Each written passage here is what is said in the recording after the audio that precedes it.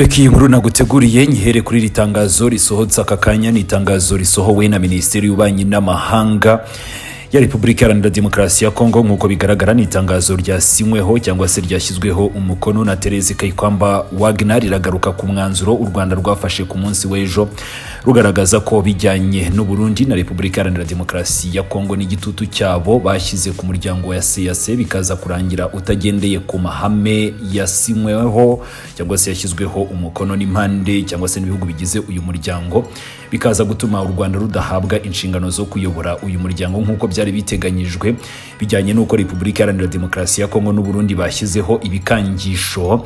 Repubulika Iharanira Demokarasi ya Kongo isohoye itangazo igaragaza ko intambara ishobora kongera kubura hagati y'ibihugu byombi, ndetse ko barambiwe igihugu cy'u Rwanda cyakomeje kugenda gicenga ibijyanye n'ibyaha kiregwa, ngo buri uko bakivuze ngo gihitamo guhita gihagarika ubufatanye mpuzamahanga. Reba hasi handitse subscribe kugira ngo gikomeza kubonera ku gihe inkuru zacu.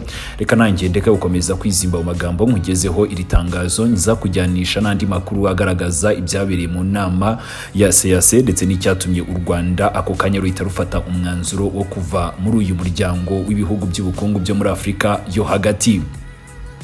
Nk'uko uribona ahangaha imbere yawe, ritangazo ritangira rigira riti Repubulika Iharanira Demokarasi ya Kongo iraburira ku myitwarire ishobora kubangamira umutekano w'akarere ndetse no kubahiriza amasezerano n'amahame y'ubufatanye hagati y'ibihugu byombi. Kinshasa, tariki ya 8 Kamena 2025.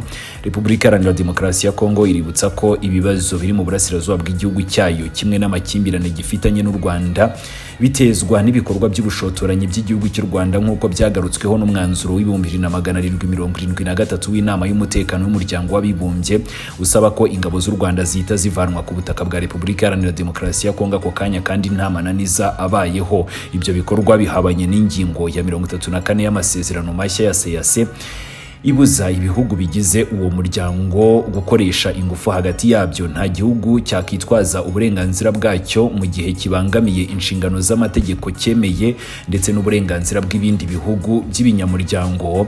Iyo rero igitabo cy'amategeko kirengagijwe mu buryo bumwe kiba gifite agaciro kose. Repubulika Iharanira Demokarasi ya Kongo ikomeje kwiyemeza gukomeza inzira z'amahoro ziyobowe n'umuryango wa Afurika yunze ubumwe, Qatar ndetse na Leta Zunze Ubumwe za Amerika, ariko kandi turambiwe ibijyanye no gukomeza kwivumbura kw'igihugu cy'u Rwanda kuko bakivuze cyangwa se bagaragaje amakosa yacyo. Ntabwo tuzigera twihanganira ibi ngibi, ahubwo bishobora kuzatuma umwuka mubi ukomeza gututumba wavamo intambara.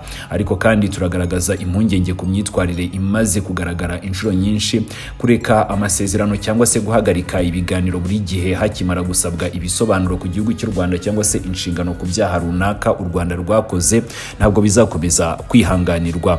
Uko kwihisha mu bwisanzure birenze urugero nibyo byagiye bituma habaho amasezerano adafite ibisobanuro n'inshingano, bikaba rero binateza amasezerano adafite ubuziranenge n'igihe kirekire. Gufata iya mbere mu biganiro by'amahoro ntibisobanuye ko ibyaha byahise bisigara cyangwa se ngo bisibangane, ndetse ko habaho ubudahangarwa ku byaha bikomeye byakozwe n'uburenganzira bwa muntu. Repubulika Iharanira Demokarasi ya Kongo irasaba ko habaho kwitwararika ndetse no kuba maso kugira ngo imyitwarire icamo igikuba ku mahame y'ubufatanye n'ubwisanzure yewe rero n'ubwuzuzanye hagati y'ibihugu ihabwe akato.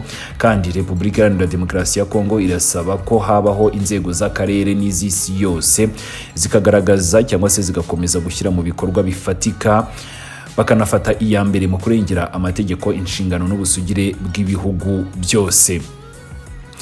Tukiva rero kuri iri tangazo, ndagira ngo duhite tugaruka kuri iyi nkuru ya Jeune Afrique. Iyi ni inkuru noneho igaragaza ikihishe inyuma ndetse n'ibyabereye inyuma y'amarido byatumye u Rwanda rufata umwanzuro wihuse wo kwikura muri uyu muryango wa CAC. Jeune Afrique nayo mu nkuru yayo yahaye umutwe w'amagambo ugira uti: ese nawe ujya wibaza aho wakura muganga gakondo utanga ubuvuzi bw'umwimerere bushingiye ku bimera? Nta mpamvu yo gusiragira, igisubizo cyabonetse. Habonetse muganga gakondo utanga inama n'ubuvuzi ku ngo zabaswe n'amakimbirane, kuba baswe n'ibiyobyabwenge namwe mwashyizwe igorora, kuko muganga gakondo abafasha gutandukana n'ibyo binyagwa. Ku bagore n'abakobwa bajya mu mihango iva n'ikame cyangwa se bayibuze burundu, namwe mwatekerejweho. Kuba afite ingano y'igitsina batishimira ndetse n'abo gutera akabariro byanze, aya mahirwe ntabacike. Avura indwara zitandukanye zirimo nk'amarozi y'ubwoko bwose, nyabingi, ibitegano, ibigaburano, akarusho kandi kubivuza indwara nk'umwijima, amibe, rubagimpande. Namwe mwatekerejwe kuba ari imahanga, namwe ntabwo twabibagiwe kuko dukora na DHL tukabagezaho imiti yacu. Ku bindi bisobanuro amagara nimero ya telefone ikurikira: 0788 Repubulika Iharanira Demokarasi ya Kongo niyifuza ko u Rwanda ruyobora CEEAC imyivumbagatanyo yihishe inyuma y'inama y'abakuru b'ibihugu irimo umwuka mubi. Ngo ni mu gihe abakuru b'ibihugu bigize umuryango w'ubukungu w'ibihugu bya Afurika yo hagati CEEAC bagombaga guteranira i Malabo kuwa 7 Kamena ngo byemeze igihugu gishya kigiye kuyobora uyu muryango. Amakimbirane ari mu burasirazuba bwa RDC ari mu byahungabanyije iri yimikwa cyangwa se uku gutanga umwanya w'uyobora uyu muryango wa CEEAC.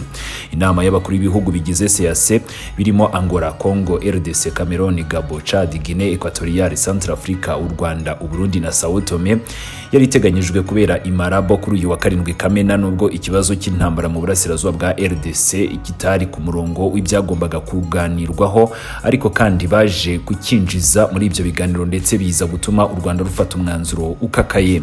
Nk'uko amakuru dukesha abari hafi y'ibyabereye mu biganiro cyangwa se amakuru dukesha bari begereye ibiganiro byabereye i Malabo, Repubulika Iharanira Demokarasi ya Kongo yamaganiye kure ubuyobozi bwa CEEAC kuva kuri Guinea Equatoriale bavuga ko bwajya ku gihugu cy'u Rwanda nk'uko byari biteganyijwe. Repubulika Iharanira Demokarasi ya Kongo byagezaho ikangisha ko iza kuva muri uyu muryango wa CEEAC.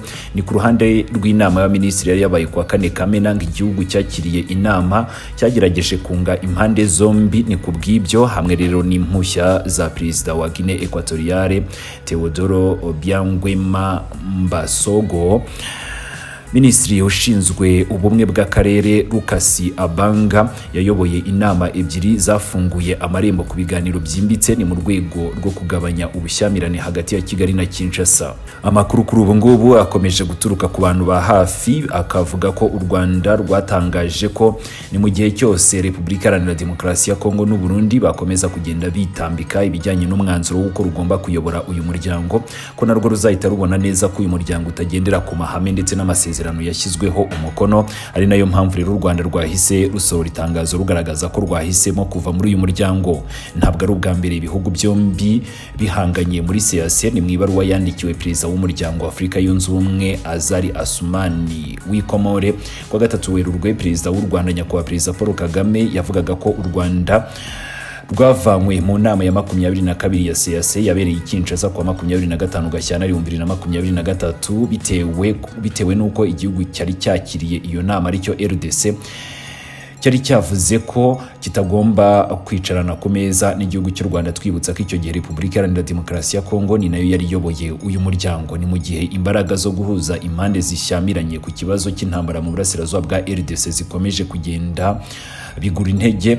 Iki gice gishya cy'ubwumvikane buke gishobora gutuma CEEAC ikomwa mu nkokora ndetse no mu nshingano zayo zo guteza imbere ubumwe n'ubukungu bw'akarere. Benshi mu basesenguzi bakagaragaza ko uyu muryango ushobora kuba wasenyuka burundu bijyanye n'uko wakomeje kugaragaza ko utagendera ku mahame ndetse n'amategeko awugenga kuva abakuru b'ibihugu bashyira umukono ku bijyanye n'ishingwa ry'uyu muryango.